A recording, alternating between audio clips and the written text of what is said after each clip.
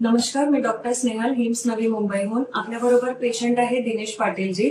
Basically patient सीकेडीचे आहे आणि यांना बीपी पण होतं। पेशंट इथे येण्यापूर्वी त्यांना काय काय त्रास होतं हे पेशंट तुम्हाला स्वतः सांगतील आणि त्या त्रासांमध्ये आता कितपत आराम आहे। आज पेशंटचा डिस्चार्ज आहे, प्लस पेशंट सीएपीडी करतात गेल्या 2 वर्षापासून। 2009 पासून त्यांना किडनीचा त्रास समजलेला। तर आता तुम्हाला दिनेशजी स्वतः सांगतील की ते इथे आले तेव्हा काय काय त्रास होता आणि आता कितपत रिलीफ आहे। मी इथं येण्याचं मेन कारण मला खूप बॉडी विकनेस होता आणि म्हणजे चालायलाही त्रास होता, गुडघ्यांमध्ये पण त्रास होत होता आणि ऑफकोर्स मी बीपीच्या गोळ्या घेतच होतो। इथं आल्यानंतर मसाज आणि जे पंचकर्म थेरपीने त्याला खूप रिलीफ मिळालं।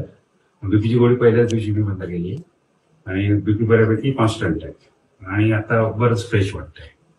आणि जे फ्रॉदी युरिनेशन होतं, युरिनला फेस वगैरे जायचा, थोडंसं युरिनचं फ्रिक्वेन्सी कमी होतं, ते कसं आहे? ते वाढलंय आता, आधी बऱ्यापैकी म्हणजे डबल झालंय।